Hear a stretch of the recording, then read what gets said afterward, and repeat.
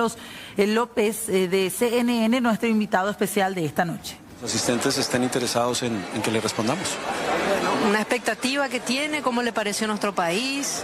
¿Qué le ha gustado de nuestra gastronomía, si es que ya lo probó? No me aprendí los nombres, pero me siento primero muy bienvenido. Me encanta el paisaje, la amabilidad de la gente. Una de las cosas que me gusta de la historia paraguaya es la importancia de la mujer paraguaya en lo que es el presente del país, cómo es de importante y cómo fue de clave la mujer paraguaya para que Paraguay sea lo que es, un país pequeño pero con una presencia internacional muy grande, y conociendo y viendo y disfrutando y pasándola muy bien. Carlos, y gracias a vos podemos tener también la visita de Juan Carlos López aquí, referente de CNN. ¿Cómo te sentís en esta noche? Orgulloso realmente en este momento. Con Juan Carlos nos conocemos hace tiempo, tuve la oportunidad de estar por Atlanta, en Washington, y cuando surgió esta posibilidad de festejar los 60 años del SNT, uno siempre festejo, fiesta, no. Queremos festejar con la gente y para nuestra gente que hacemos periodismo televisivo.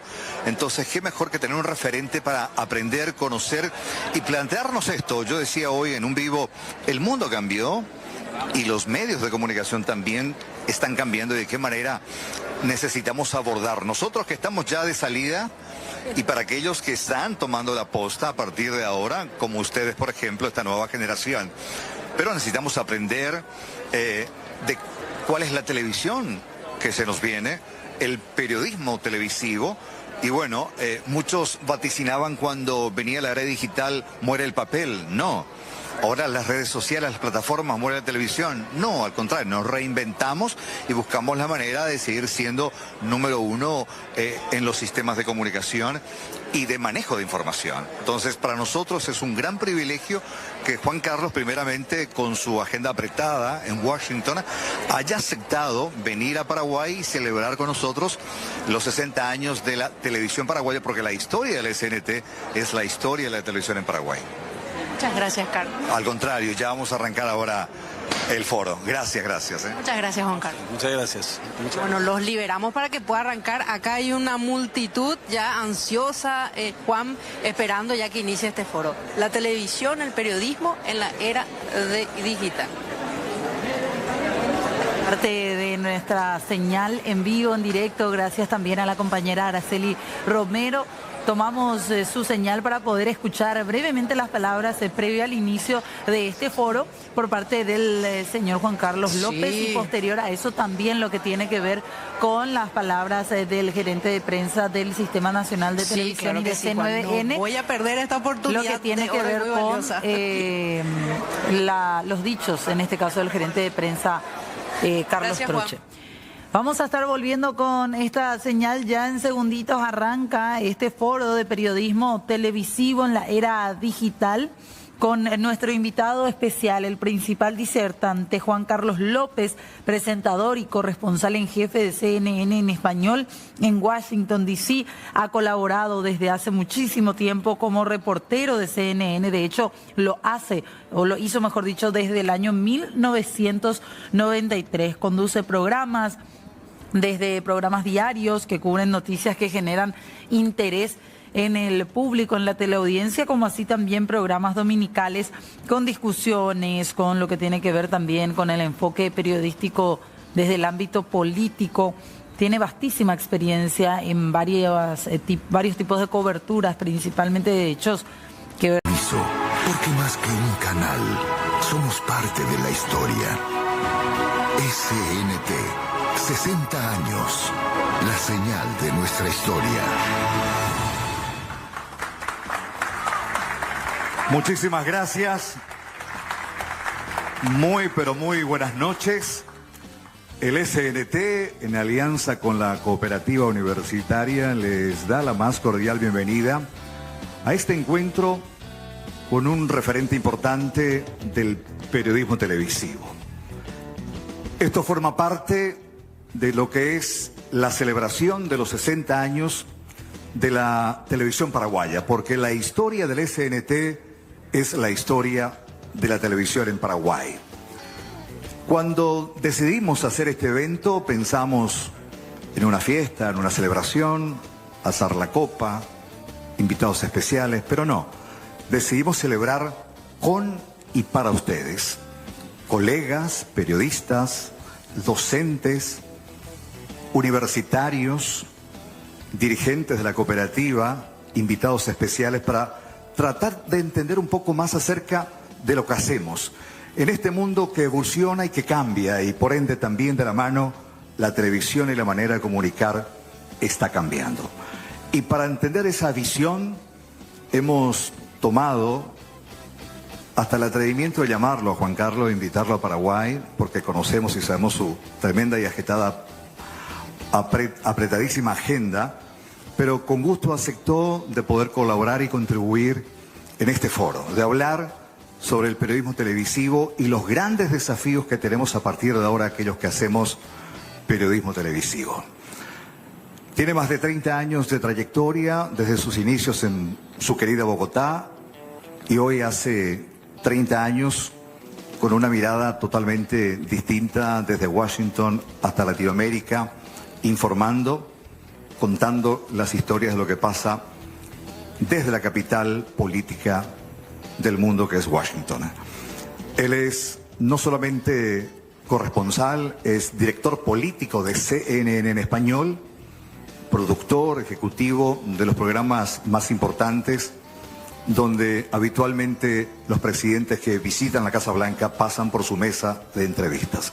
Para mí es un placer recibirlo de esta manera, con esta presentación, al señor Juan Carlos López.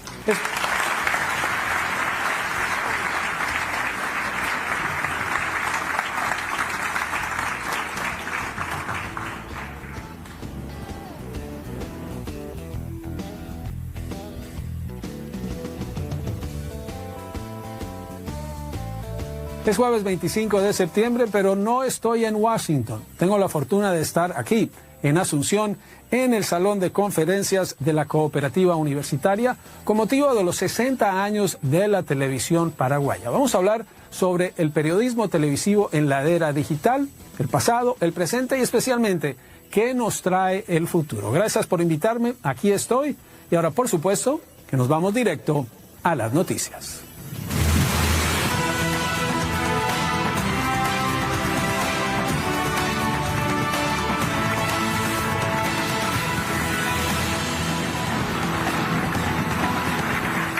Muy buenas noches. Un placer estar aquí, verdaderamente conmovido con esta recepción y con que ustedes hayan tomado el tiempo de venir y de querer tener esta conversación. Una de las costumbres que yo tengo, me gusta salir a caminar. Yo vivo, para quienes conocen Washington y quienes no, Washington es una ciudad muy pequeña, al norte del estado de Maryland, al sur del estado de Virginia. Yo vivo al norte, en un pequeño pueblo, una ciudad que se llama Rockville. Washington tiene una característica, y es que hay gente de todo el mundo, pero hay gente de instituciones financieras, del BID, del Fondo Monetario, y hay de todas las ciudadanías del mundo. Los fines de semana, el clima, cuando el clima lo permite, me gusta salir a caminar. Esta mañana lo hice en Asunción y me gustó caminar, el clima, las calles, conocí algo, me perdí, pero caminando un día por Rockville, por donde yo vivo, me pasa algo interesante. Encontrarse un billete en la calle siempre es una buena noticia. Pero cuando yo iba caminando por las calles de Rockville, me encontré 2.000 guaraníes. Y yo dije, ¿cuál es proporcionalmente, cuál es la estadística? Me dice que me encuentro un billete. Que me encuentro un billete paraguayo. Y eso lo pensaba esta mañana cuando caminaba por las calles de Asunción, los mensajes que le envía a uno la vida. Y por eso me siento muy honrado de estar hoy acá. Le agradezco a Marcelo su hospitalidad, a Carlos, con quien coincidimos en Washington, coincidimos en Atlanta, que me hayan permitido venir y conversar con ustedes. ¿De qué vamos a hablar? Yo en CNN comencé en el año 1993, era corresponsal en Colombia, hasta el año 97, salí durante 3 años y volví en el 2000, fui corresponsal en Nueva York. De 2004 en adelante estoy en Washington y allí hago 2 programas. Directo USA, que es todos los días, en horario paraguayo, creo que es 6 a 7, y repite una hora después. Y el fin de semana tenemos otro programa que es de choque de opiniones. Esos programas se han transformado por la transformación digital.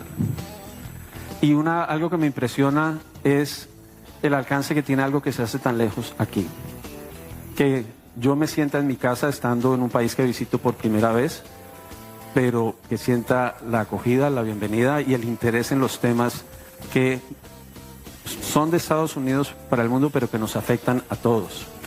Son 60 años de la televisión paraguaya, del SNT. Son muy poquitos. Está muy joven la televisión paraguaya, apenas es un bebé. ¿Y por qué lo digo? Porque me ganó por unos 6 meses.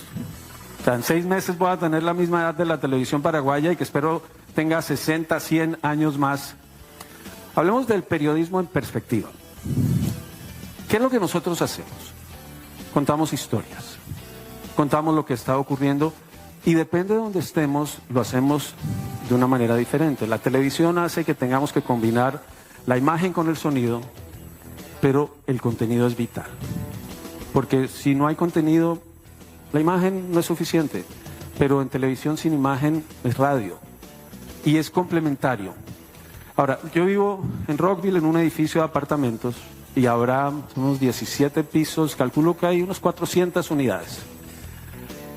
Yo, que vengo de una generación anterior, decía Carlos, más de 30 años, yo todavía leo el periódico.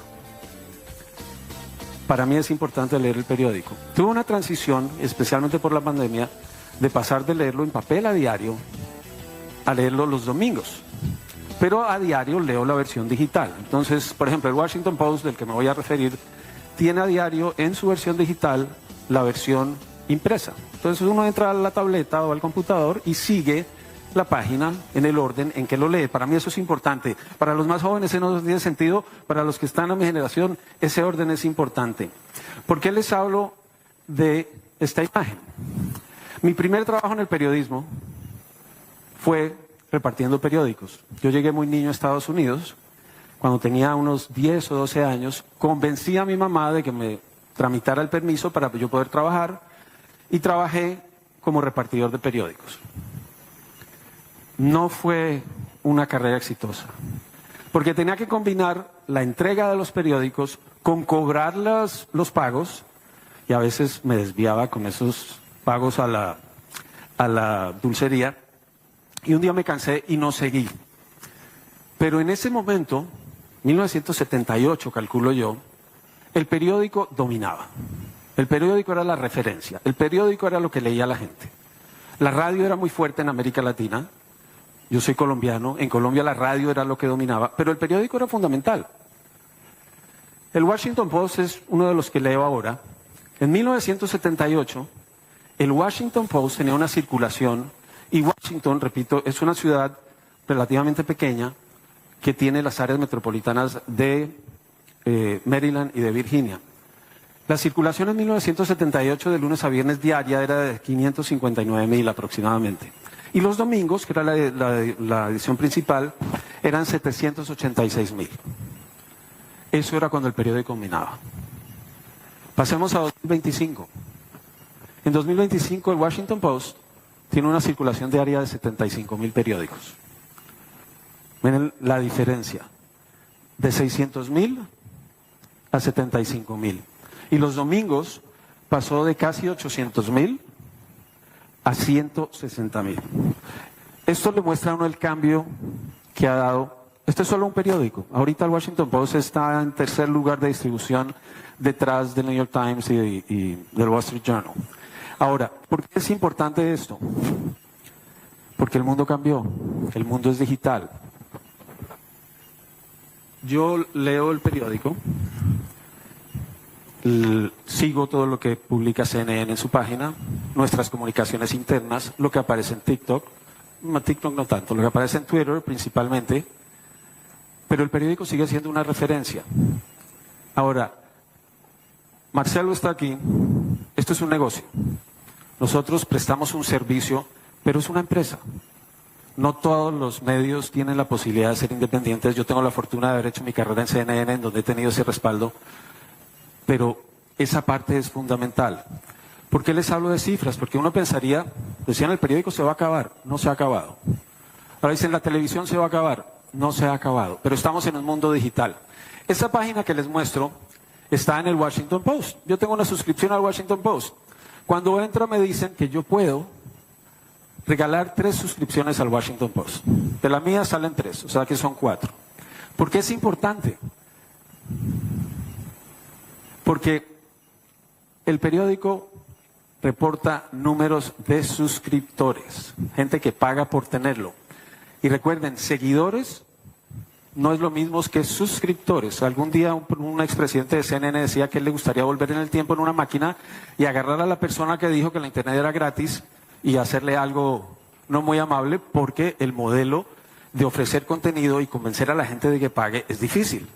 Pero hacer contenido cuesta. Cuesta el esfuerzo personal, cuesta en infraestructura, o sea, tiene un costo, y que si no se corresponde en sintonía, pues entonces ya hay un problema grande. Nosotros en CNN en español, estos son nuestros números actuales en redes.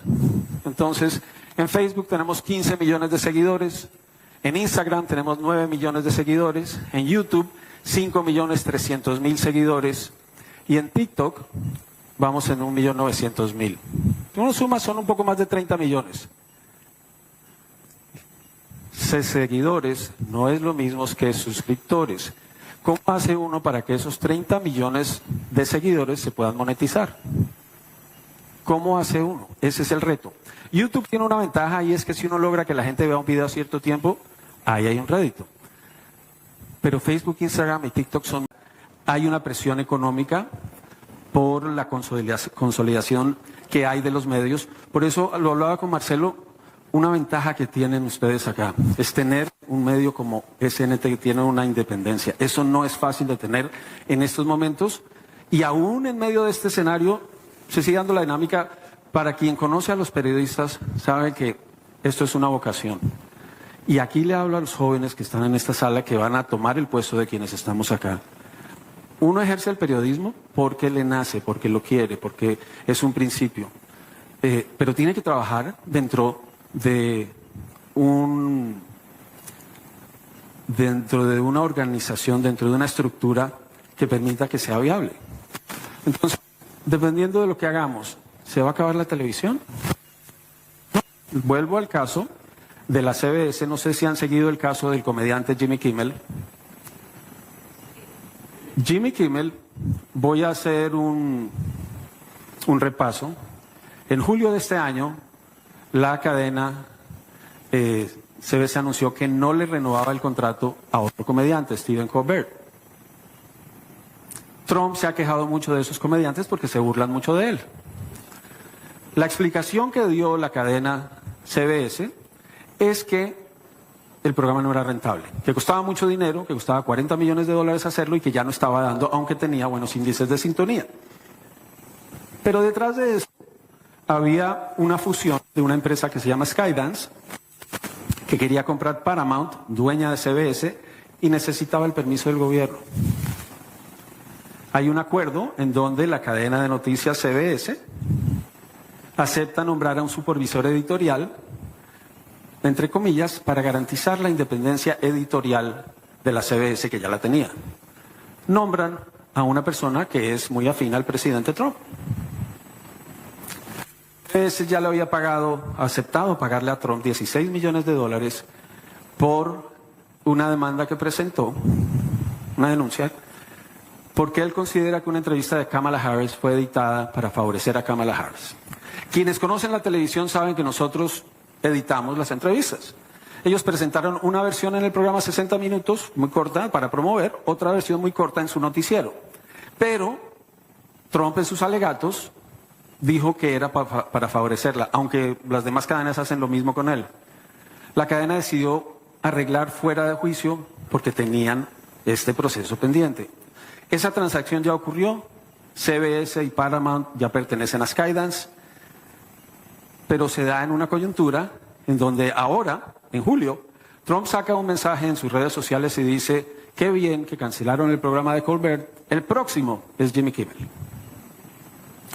Viene el asesinato del activista conservador Charlie Kirk, viene el debate sobre la reacción, viene el debate sobre la cultura de la cancelación que es tan común hoy en día, y Jimmy Kimmel hace unos comentarios que la misma cadena considera no son apropiados. Pero la forma en que funcionan esos programas, la forma en que funciona CNN, nuestras estructuras tienen un departamento legal, un departamento de estándares, que revisa todo lo que sale. Y si es algo controversial, tiene que estar aprobado. No es que yo me... de una empresa que se llama Nexstar. Y hay otra empresa que se llama Sinclair, que es conservadora, y ellos deciden que esto no, que Kimmel no puede seguir. ABC en ese momento saca el anuncio y dice, queda suspendido indefinidamente. Trump celebran los seguidores de Kirk, celebra el mundo conservador, y empieza la presión en contra de Disney, que es la dueña de ABC.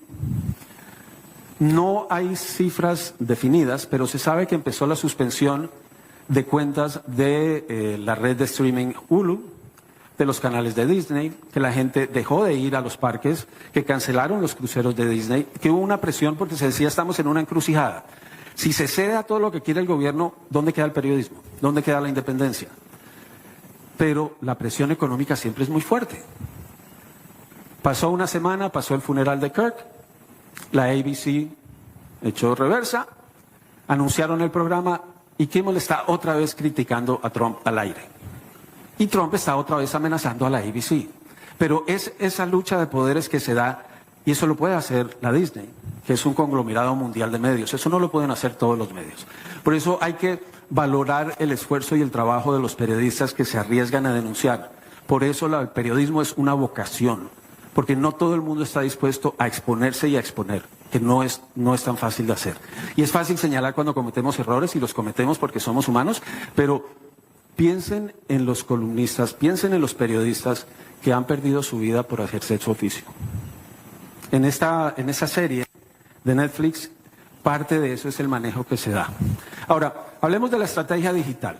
La televisión, y escogí una que fuera como de mi época, porque dicen que nosotros ya terminamos, no terminamos. Trump generó toda esta controversia por algo que salía en la televisión abierta. Ahora, en Estados Unidos la televisión abierta, los canales que son gratuitos, son regulados por el gobierno. Los canales de cable no. Entonces ahí no tiene la misma presión.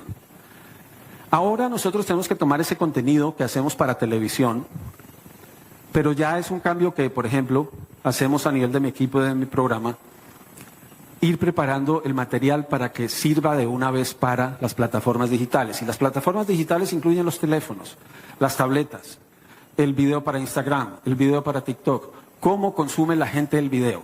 Ahora, es un debate que se da en todas partes y dicen, la gente pierde mucho tiempo mirando la pantalla. Yo soy de los que pienso que esta es una herramienta muy útil, que encontramos información, que encontramos entretenimiento, que es una nueva realidad. No podemos dar marcha atrás. Cuando se inventaron la imprenta, había el debate sobre la gente que perdía el tiempo leyendo. Y ustedes saben lo que significa el leer, y en la historia y en la educación y la importancia de hacerlo. Esta es la nueva realidad a la que nos tenemos que adaptar. Pero nos basamos en nuevas tecnologías. Ustedes no ven a nuestros colegas que están atrás, la cantidad de equipos que aquí en Paraguay se están usando, que no podíamos hacer hace 5 o 10 años, no los teníamos. Pero ahora se puede transmitir desde un teléfono de estos, se puede transmitir en vivo. Las cámaras que están usando ellos son mucho más reducidas y con mayor capacidad de lo que eran hace 10 o 20 años. Los equipos de transmisión cada vez son más sofisticados. Entonces la tecnología avanza. Nos tenemos que adaptar a esa tecnología. Esa tecnología permite que se reduzca el número de personas, pero entonces el reto es cómo reducimos el número de personas, si es que hay que hacerlo, cómo se adapta la tecnología y se mantiene ese contenido. Porque ese es un reto que es fundamental. Hablemos de la parte digital. En la parte digital se habla de cómo atraer a la gente. ¿Cómo hago yo para que ustedes en su teléfono quieran ver el contenido? Entonces hay un término que es el Search Engine Optimization, la optimización del motor de búsqueda, y es un cargo que existe ahora en los diferentes medios, que es el SEO. Entonces hay que buscar un SEO. Y ese SEO por la mañana dice, esto es lo que se está moviendo. A la gente le interesa lo de Kimmel. A la gente le interesa el video del perro que va cruzando, eso genera hits. Entonces, se cambia la dinámica y se dice, ¿qué es lo que yo tengo que buscar? ¿Tengo que buscar contenido? ¿Tengo que buscar una combinación? Si ustedes ahora entran a su teléfono, si ustedes leen, van a ver titulares muy llamativos. Que ustedes ven el titular y los atrae, pero cuando leen el artículo, resulta que eso no es lo que es. ¿Por qué? Porque la idea es atraer esos ojos. Y vuelvo al tema de la distribución digital. Cuando los grandes medios van a vender publicidad, tienen que decir cuál es su público. El Washington Post, por poner un ejemplo, yo les decía, CNN en español tiene 30 millones de seguidores en redes, que no es lo mismo que suscriptores. El Washington Post llegó a tener más de suscriptores en 2021. En este momento son como 3 millones. Ha habido un cambio radical. Cuando en plena campaña Jeff Bezos, dueño de Amazon, dueño del Washington Post, cambia la política del periódico, allá se acostumbra y hay una separación entre la junta editorial del periódico y la parte periodística, y la junta editorial tradicionalmente respaldaba candidatos. Cuando Jeff Bezos cambia la estrategia y dice no vamos a respaldar más candidatos, no importa que sean demócratas o republicanos, en esa sola decisión le costó entre 300 y 400 mil seguidores, de gente que sintió que no querían seguir vinculados con ese periódico. Entonces, ahora no tener seguidores o tener suscriptores no se garantiza. CNN, por ejemplo, acaba de lanzar una nueva iniciativa para que la gente se suscriba y pague por ver. ¿Cuál es el reto? Nosotros somos canales de cable. Ustedes lo ven en su sistema de cable. Entonces la empresa de cable paga por esa señal. Entonces CNN no puede poner esa señal gratuita porque entonces le está compitiendo a quien le paga por el servicio. Han diseñado una nueva estrategia, es el tercer intento para lograr que la gente pague por ver el canal. Por ahora empieza en Estados Unidos, la idea es, porque es el mercado más grande, y luego eventualmente quieren que la gente se suscriba a verlo. Mientras tanto está el reto. ¿Qué hacemos? ¿Cómo atraemos a los seguidores? Traigamos al CEO, que el CEO nos diga qué hay que hacer y hagamos titulares que sean muy atractivos. Encontré esto, el extra, la versión de Paraguay, dice: paraguayo se quedó con la ex y la casa de un argentino. Ustedes los paraguayos son cosa seria, ¿no? Especialmente Pérez. ¿Ah? Pérez. Dice, extranjero habló de su problema mientras lava las papas. Está en mi sillón mirando la tele que yo compré con esfuerzo, dijo. Esas son todas palabras clave. Son términos que atraen. Y uno lo ve y dice, ¿qué es esto?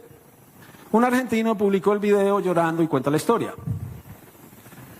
Cuando uno lee el artículo mismo dice que los usuarios le decían, ¿y qué tiene que ver que sea paraguayo? Acá era una historia que no daba para una cobertura de un medio serio, pero que para Extra fue importante y seguramente le atrajo a mucha gente. Pero igual, yo sí he escuchado que los paraguayos son cosa seria. Y ahí vamos a dos términos: algoritmo e inteligencia artificial. Y les cuento, cuando estaba preparando la presentación, el mismo programa del PowerPoint da la opción de uno seleccionar el video que quiere publicar. Ese cráneo con las rueditas funcionando fue lo que me dio por algoritmo.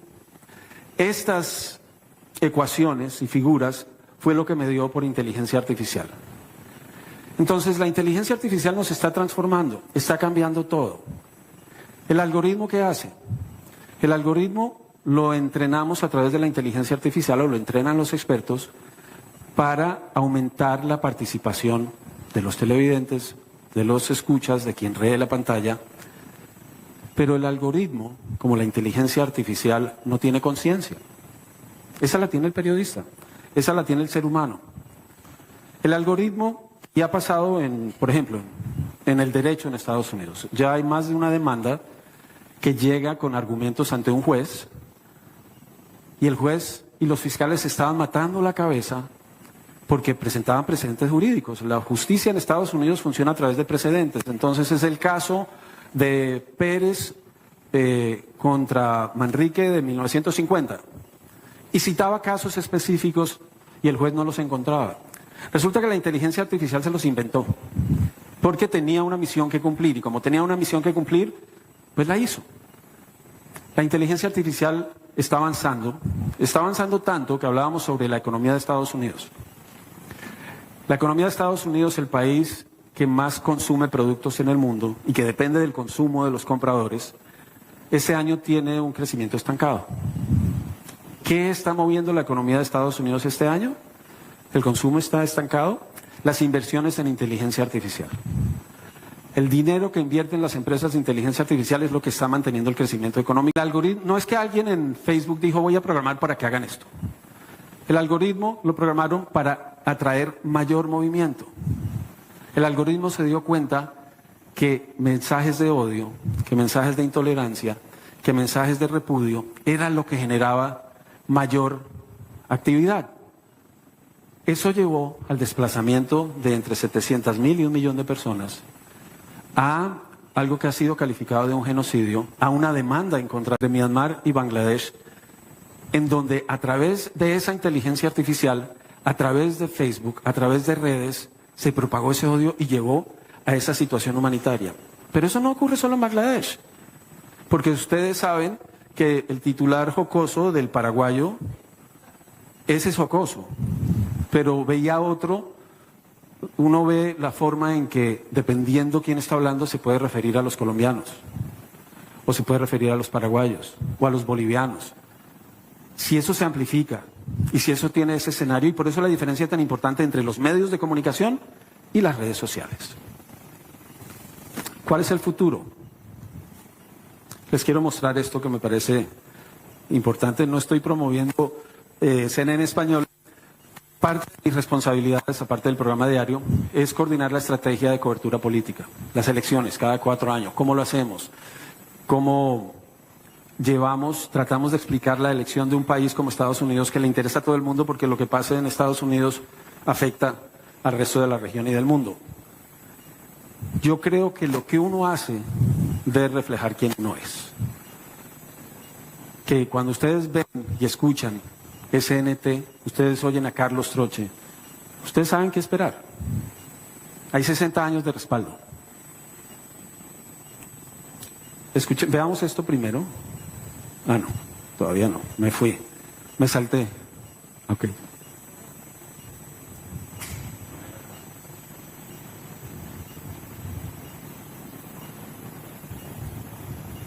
Ah, bueno, mejor ustedes allá. Esta es nuestra cobertura de elecciones de 2000 TikTok, pero la gente nos va a buscar. La gente va a buscar a CNN Español, la gente va a buscar a SNT, y para eso hay que tener el contenido importante. ¿Qué es el periodismo en la era digital? Tenemos que mantener la independencia. Los retos que enfrentan los medios en Estados Unidos bajo este gobierno son fuertes, es algo que sí se había visto, porque es imposible que en una democracia no haya presiones, pero no se han visto como están ahora. Decisión que la gente confíe en lo que estamos reportando. Cometemos errores, los vamos a seguir cometiendo porque somos humanos, pero cuando los cometemos, reconocer que no, pero hacer el esfuerzo como parte de ese trabajo de equipo para cometer la menor cantidad de errores posibles. El criterio editorial. Algo que le he escuchado a Marcelo desde que llegué, él habla de la independencia, y eso me parece importante. No todos los medios pueden decir eso abiertamente. Yo tengo la fortuna de trabajar en CNN, que tiene, y es parte de la dinámica de medios, ¿no? Cuando un medio es rentable, cuando un medio es fuerte, puede resistir más que cuando depende de una pauta. Y por último, la tecnología. La tecnología permite que a través de unos servidores, por ejemplo, nosotros en producción en CNN ya todo está en la nube. Ya no es nada aparatos que están ahí, todo está conectado a la nube. Es una maravilla hasta que se va la luz. Y no funcionó la fuente de respaldo. Pero hacia allá vamos. Los teléfonos de hoy son la transmisión.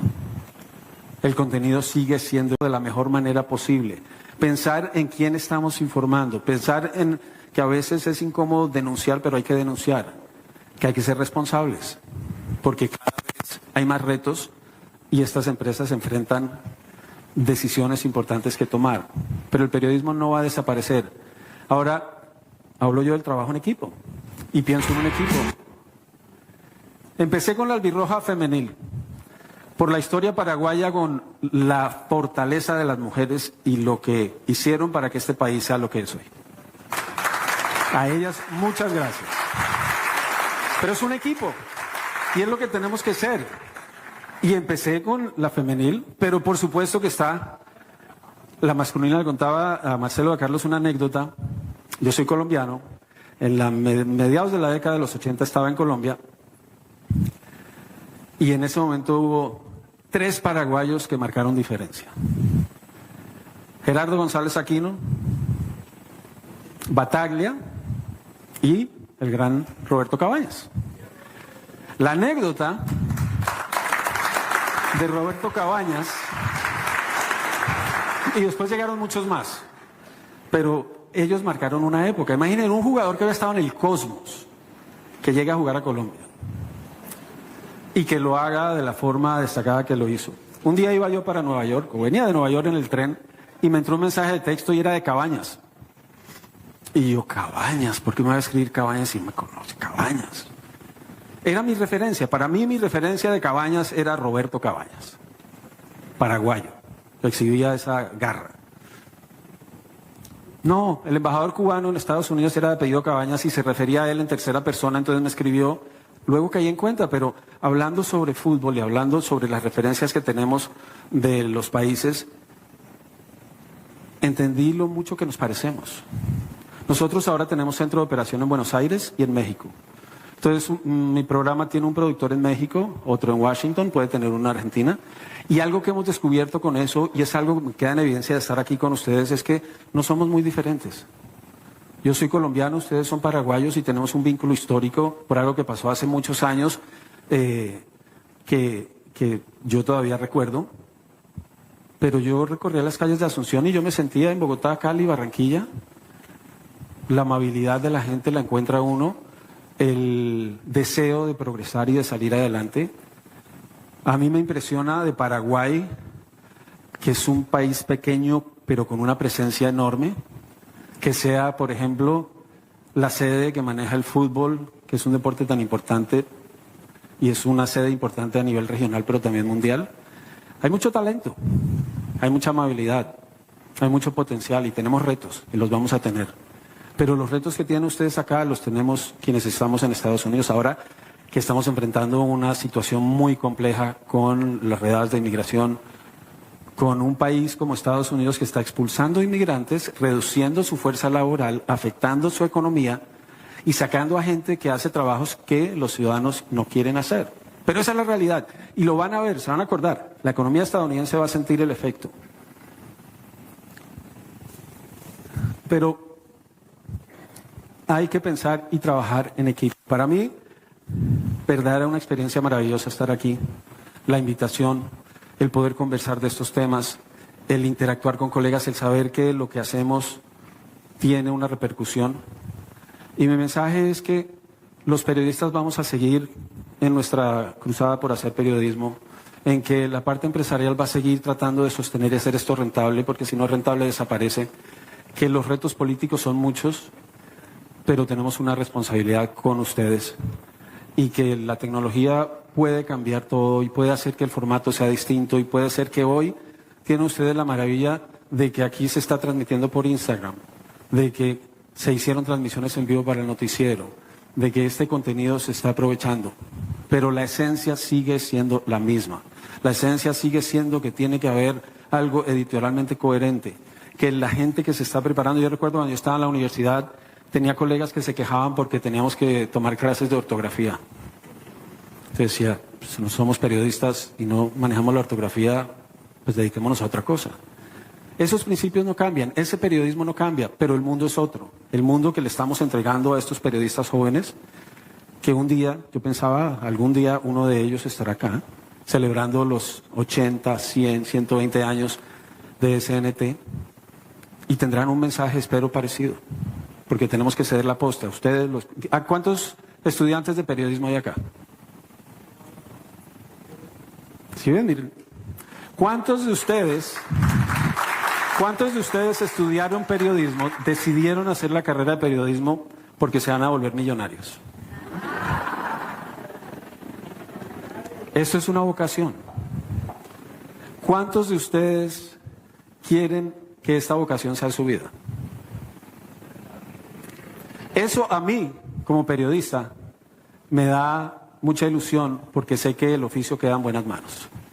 Porque sé que hay muchachos curiosos, ambiciosos, que van a cometer errores, pero que van a hacer las cosas mejores que nosotros. Entonces, esa es la transición en la que estamos. Tal vez yo terminaría diciéndoles que sí, Paraguay es un país pequeño, pero es pequeño en tamaño relativamente, pero es un país enorme.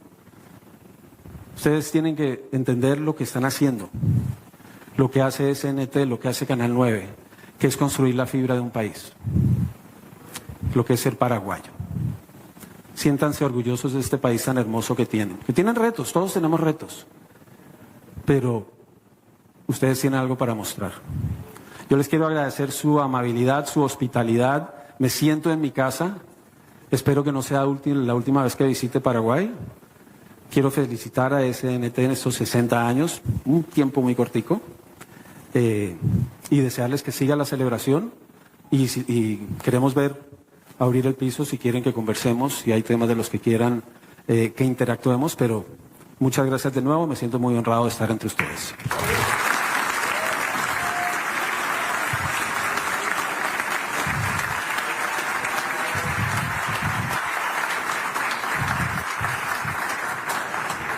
Juan Carlos, un placer realmente escucharte, tenerte aquí en Asunción.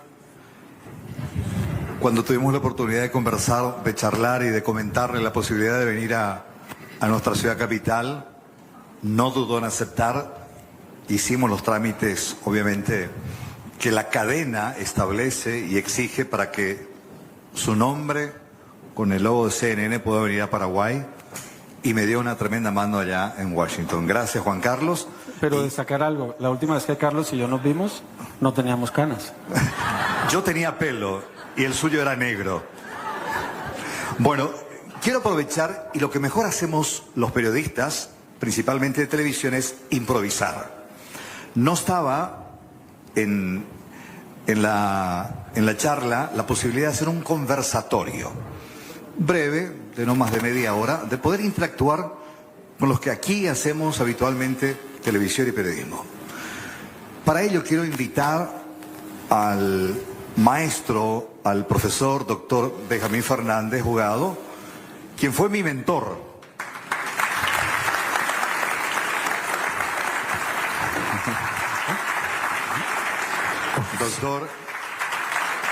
El doctor Frankenstein, acá está el resultado.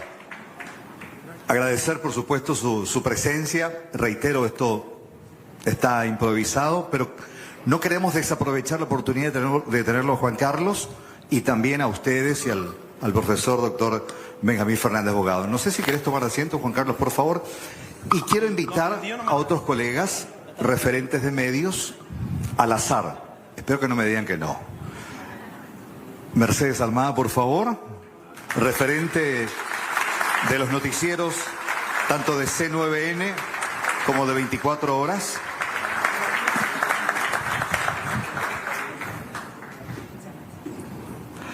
Al querido Roberto Pérez, por favor, conductor también de nuestros noticieros.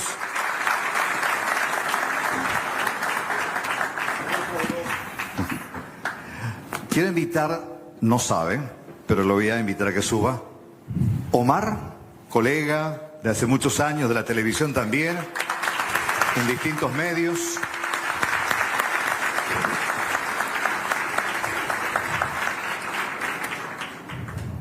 Y la siguiente es mi jefa. Ojalá que no me crucifique. Quiero invitar a la gente encargada de formarles a nuestros futuros colegas periodistas. La señora Penayo, por favor, ¿puede ser? Laura, decana de la carrera de periodismo en la Universidad del Norte, formada allí, su alma mater, y es la que se encarga de hoy formar a los futuros periodistas. Así un conversatorio, un feedback de la experiencia de estos colegas. ¿Está? Y me encantaría que el doctor nos pueda ayudar moderando este conversatorio. Te doy el mío. Muy bien, muy buenas noches. Me da mucho gusto.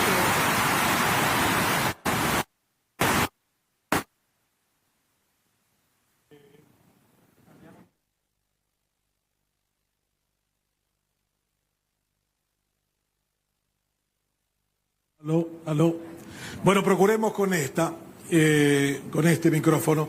Gracias a cada uno de ustedes por la celebración de estos 60 años. Yo he pasado una buena cantidad de tiempo en ese canal y he desarrollado gran parte de mi vida periodística, desde ser reportero hasta ser presentador de noticias por un periodo bastante largo.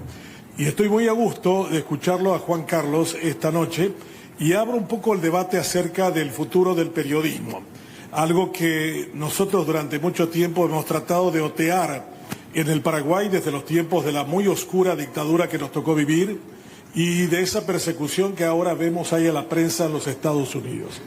Mi primera pregunta es, Juan Carlos, ¿pensaron ustedes, los periodistas en Estados Unidos, que alguna vez tendrían un presidente que acorralara y buscara acallarlos? Mira, lo real es que siempre ha habido presión. Siempre ha habido presión de la Casa Blanca, de los presidentes. La cobertura no siempre gusta a quien ocupa la presidencia o el partido de gobierno, pero no se había dado una dinámica como la actual. Yo estoy en Washington desde el 2004, enfocado en cobertura política, la presidencia de Bush, la de Obama, me tocó algo de Clinton, y sí había llamadas, sí había incomodidad, pero no había Lo que pasa es que Trump es un fenómeno diferente, porque él tenía una presencia en medios que ya existía, tenía una relación, hay una anécdota muy interesante de cuando él era empresario, él se hacía pasar por su representante de prensa, tanto así que el nombre que usaba era Barron, que es el nombre de su hijo menor, para él promoverse a los medios, porque él consideraba que era fundamental para su trabajo.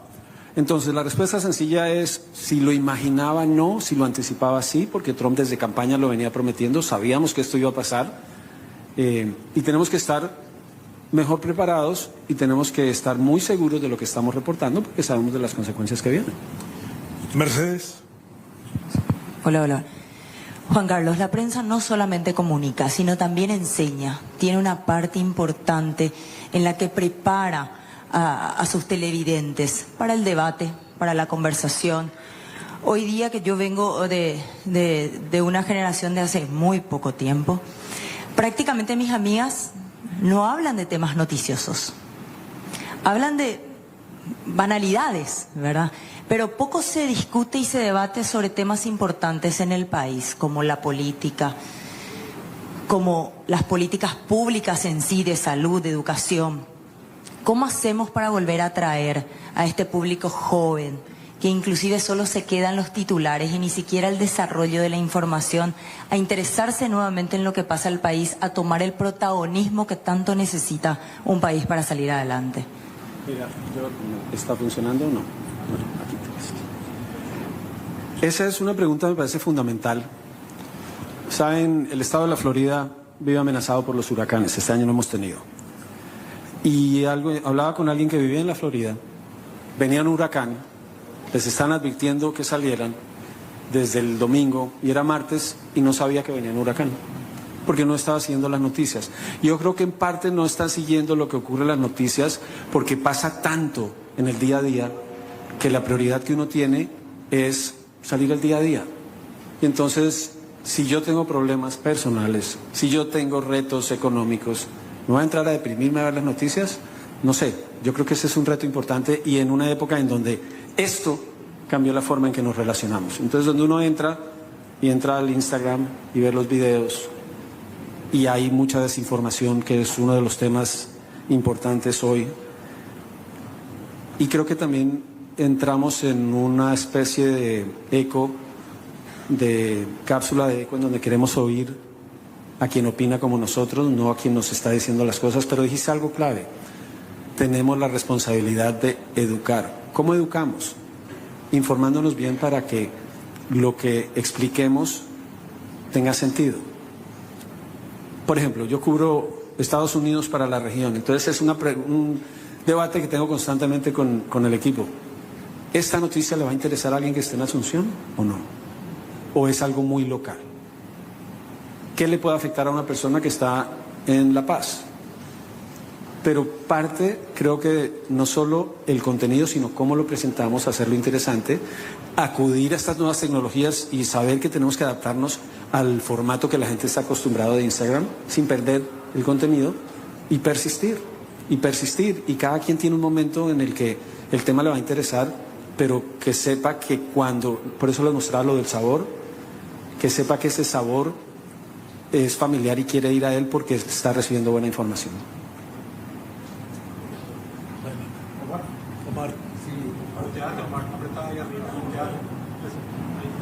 Ahí estamos.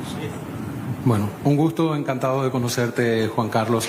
Mencionaste varios puntos que son importantes y le hablaste a los jóvenes, a la nueva generación de periodistas. Y aquí tenemos jóvenes que se están iniciando en la profesión y tenemos también formadores de periodismo. Están representantes de varias facultades de nuestro país. Y me gustaría si podés profundizar en eso que mencionaste, que la televisión es equipo. Nadie hace nada solo. ¿Y cómo lograste entender eso? Porque a veces cuando llegamos a la profesión creemos que somos el llanero solitario, que podemos hacer todo, que yo puedo producir, que yo puedo conducir, que yo puedo dirigir, que yo puedo correr acá, que puedo correr allá, y estoy de repente restando oportunidad a otras personas. ¿Cómo lograste profundizar y entender esto de que esto es equipo? Porque lo primero fue aceptar que yo no lo puedo hacer todo. Y puedo tratar, pero al final del día el producto final no es bueno. Y cada quien tiene un talento diferente. ¿Cuántos educadores hay? Porque pregunté solo estudiantes. ¿Cuántos maestros hay? Muchas gracias por su trabajo. Muchas gracias por la paciencia. Muchas gracias. Yo entendí que yo no podía, pero que el trabajo que hace mi colega es igual de importante. Y que no podemos olvidar que somos personas, que todos somos hijos de alguien, que somos hermanos de alguien, que tenemos un buen día y un mal día, pero uno se encuentra con gente que empieza a descubrir su talento, porque el que hace cámara tiene una forma diferente de ver la luz. Eso lo aprendí de un camarógrafo. Por ejemplo, si la luz es amarilla o es azul, si hay una entrevista de día, y cuando uno entiende, uno dice, hay gente que sabe más que uno, entonces hay que dejar que el que sabe más haga, y uno hacer lo que uno sabe, ayudar. Yo trabajé en Miami, en el noticiero local de Univisión, y éramos el camarógrafo y yo. Andábamos en un camión que tenía una antena de microondas, y teníamos que hacer 2 noticieros, a las 6 de la tarde y a las 11 de la noche. Si yo me sentaba a esperar que el camarógrafo hiciera todo, íbamos a llegar a la casa a la 1 de la mañana. Entonces yo aprendí a subir la señal, aprendí a tirar los cables, ayudarle a cargar el trípode, porque si no trabajamos juntos el producto final no es bueno. Yo creo que es parte de no olvidar nuestra humanidad y dejar el ego de lado, que es muy difícil en una profesión como la nuestra, en donde el ego es importante, pero es eso, es trabajo en equipo. Yo creo que eso aplica para todo en la vida. Uno es reconocer que el equipo hace que sea más fuerte, y si lo llevamos al fútbol, puedes tener las estrellas más grandes del mundo y si no hay equipo no hay nada. Roberto.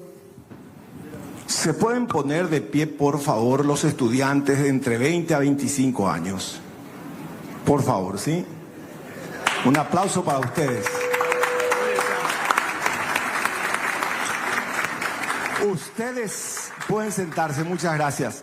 ¿Ustedes ven susto en el rostro de estos? No, al contrario. Están como desafiantes, están como diciendo, esta es nuestra era. Somos los nativos digitales. Y hace 30 años el doctor Benjamín Fernández Bogado, cuando era gerente de prensa y deportes de Canal 9, nos decía, ¿cómo le va Pérez? ¿Cómo anda? La noticia está en la calle. Mátele a alguien, pero traiga. Entonces, en esencia,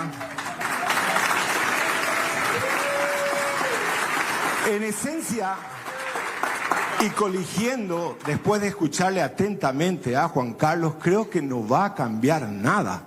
La pelota siempre, de aquí a 50 años, seguirá siendo redonda, pero va a defender de quien la chute. Yo vengo de la era con Carlos Troche cuando teníamos un beeper, cuando teníamos un walkie, cuando teníamos con nuestros queridos compañeros de equipo camarógrafo las Beta con alumbradores, ¿sí? Las Umatic. Y nos asustábamos, pero estábamos así, pero absolutamente en la calle, con solvencia salíamos, y supongo que esa misma disyuntiva, sí, caracterizó a los colegas de los 60, de los 70, cuando de la imprenta tenían que pasar a la máquina de escribir, de la máquina de escribir a la computadora, de la computadora ahora a las plataformas digitales, y ahora con la inteligencia artificial.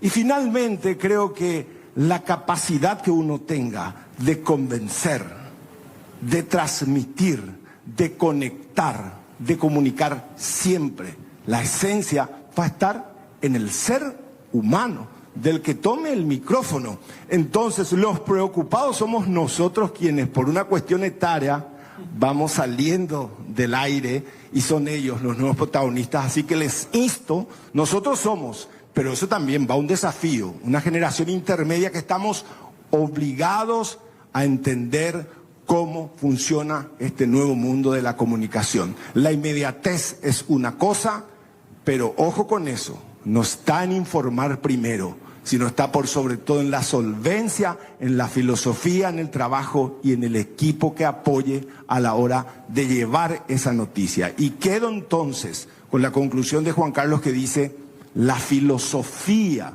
que caracteriza precisamente al team laboral, porque hay una marca impresa. Cuando uno dice buenas noches, ¿cómo están? Un gusto, bienvenidos a un informativo.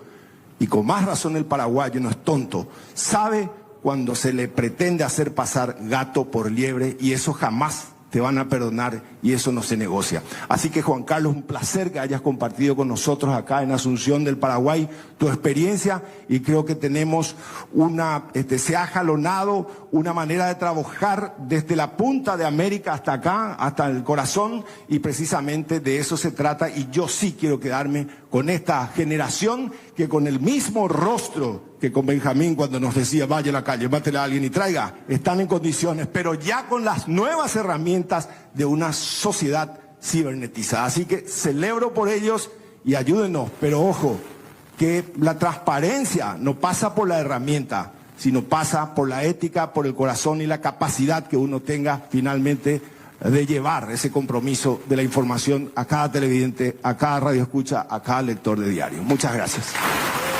Gracias.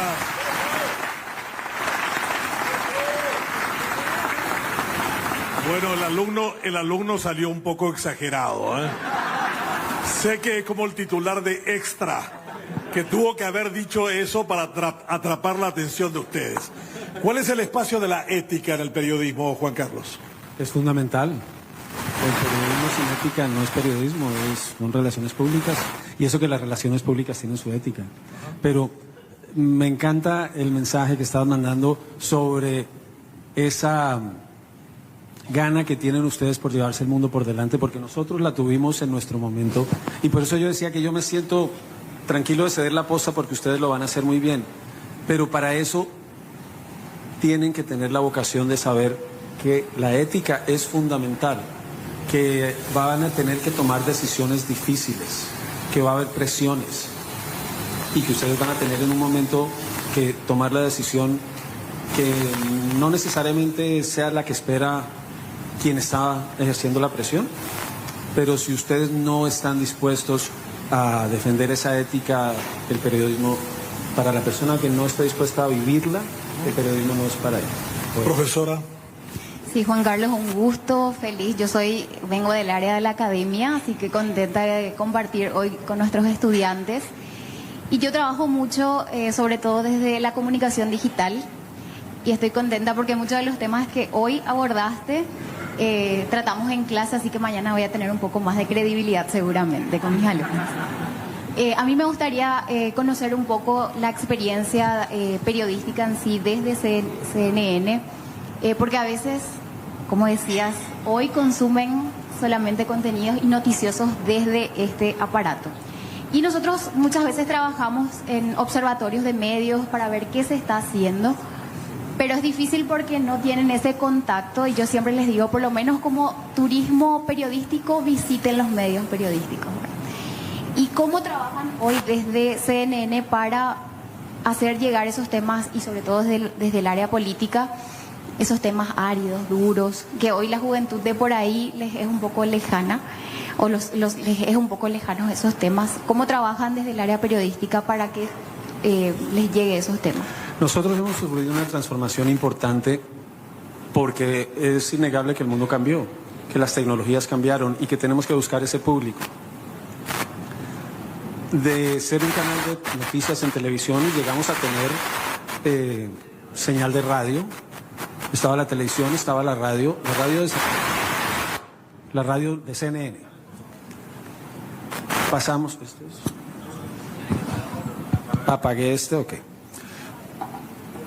Entonces la estrategia ha estado cambiando y siguen evoluciones. ¿Cómo se llega a ese mercado?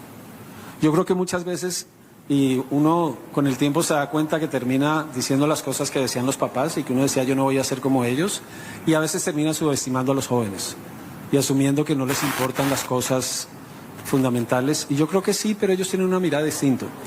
Ahora estamos en una nueva fase donde llega una persona nueva, Inés Capdevila, viene del diario La Nación.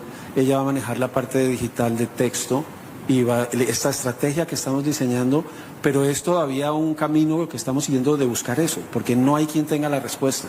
Por eso decía, este jefe de CNN decía, y el término decía, si yo pudiera volver en el tiempo y buscar al que dijo que la internet, todo el contenido era gratis, iba y le pegaba un tiro. Porque eso cambió la dinámica, porque ¿cómo hago yo para convencer a alguien de que pague por contenido si el contenido está gratis? CNN está en este nuevo esfuerzo por atraer, porque eso es lo que está buscando ahora, y depende de la economía y depende del capital disponible. Yo no sé si en Colombia o en Paraguay yo voy a convencer a la gente de que pague suscripciones por tener a un medio. En Estados Unidos está funcionando, entonces la gente paga Netflix, paga Disney, paga Amazon Prime. Ahora hay mucha opción. Los periódicos, el New York Times, el Washington Post, empiezan a ofrecer descuentos para atraparte y a multiplicar sus números para decir tengo más de lo que tengo porque con eso es lo que vendo. Pero volvemos a lo mismo, yo puedo hacer que te suscribas, pero tengo que dar buen contenido. Si yo no doy buen contenido, entonces ¿cómo preparo yo una nota seria para Instagram? El otro tema que me parece clave entender es que dedicarse uno a las redes requiere trabajo, es un trabajo de tiempo completo. Entonces, muchas veces las empresas esperan que el reportero haga su informe en televisión, haga un informe en radio, haga para Instagram, publique en Twitter. Todos esos son trabajos que requieren trabajo. Por ejemplo, en Instagram, yo puedo grabar el video, pero tiene que haber un equipo que ponga las gráficas, que suba el video, que determine qué es lo que sube. Y estamos diseñando los mecanismos a ver, por ejemplo, YouTube. YouTube es un mecanismo que ha funcionado, pero hay ciertos parámetros. Entonces, si vamos a subir un segmento de un programa, no puede durar más de esto. Pero la idea es que la gente se quede el suficiente tiempo para que sea monetizable. Estamos en ese camino como están ustedes y como están ellos, que van a abrir el camino y lo van a entender. Y llegará el día en que se combine esta tecnología, se combine la inmediatez de las redes con el contenido de calidad. Yo creo que todos maduramos a medida que vamos avanzando y nos vamos interesando en diferentes temas, y es un mundo donde hay tanta información, tanta desinformación, que algo que uno, no sé si a ustedes les pasa, que uno ve una noticia pero no la cree hasta que no va a un medio como SNT o al Canal 9 o a una radio en particular. Lo mismo me pasaba con el video del policía chino. Yo no pude verificar si es verdad o no porque hay tanta desinformación, pero es tomarse el trabajo. Es no repetir lo que uno ve de inmediato, sino verificar y preguntar. Y eso es donde está, a lo que ibas tú, la esencia es la misma, la tecnología es otra, el público es más exigente, y es combinar eso, ver cómo le encontramos. Pero lo que decías tú, yo cito la filosofía de Vicente Fernández, que no hay que llegar primero, hay que saber llegar, y eso es lo mismo en el periodismo. A veces es mejor que otro dé la exclusiva, pero que uno la dé bien. Porque uno, después de que daña la reputación de una persona, rescatarla es muy difícil. Bien, muchas ideas colocadas en la exposición de Juan Carlos, en las preguntas muy inteligentes y atinadas de este panel. Solo nos queda decir de que cuando hay crisis de periodismo hay oportunidades para el periodismo, que contar historias es parte de la naturaleza humana. Pueden cambiar los formatos, pero siempre va a ser necesario relatar lo que es la vivencia de los seres humanos. El topos uranos de Platón, en el que todos creían que eran sombras de fantasmas proyectadas contra las paredes, no eran más que las sombras de los mismos que se rodeaban al fuego, y que uno que salió y vino a contar lo que era, a pesar de ser golpeado, descubrió con Platón hace 2500 años que el periodismo era contar la verdad y contar la realidad. Los formatos cambian también. Hay una experiencia famosa cuando le dijeron a un director de periódico que la televisión iba a acabar con el periódico escrito. Y él respondió de una manera fantástica. Dijo, trate usted de matar una mosca con un televisor. Y también va a ser necesario buenos propietarios y dueños de medio. Cuando le preguntaron a Ben Bradley, que dirigió el Post durante Watergate, y le dijeron, ¿qué es lo que se necesita para ser un buen periodista? Y Bradley dijo, un buen propietario de prensa.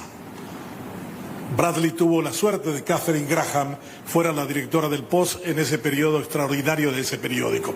Por lo tanto, buenos propietarios, buenos relatores de historias, buenos difusores de la información real entre las sombras, los fantasmas y la realidad van a seguir siendo necesarios. 60 años después, la televisión también viene de eso, de esa pequeña historia, que hay un relato de Hugo Díaz contado en un pequeño libro que me acercó hace unos días, contando cómo se había iniciado la televisión en una pequeña oficina a la altura del edificio del IPS en Curupaytí, sobre la calle Curupaytí. Y nuestra historia es esa, la historia de un medio contando historias. Y finalmente, en la medida que sean historias creíbles e historias de la gente, son historias personales y la historia de un país. Muchas gracias a todos los que participaron de este panel y a Juan Carlos que respondió.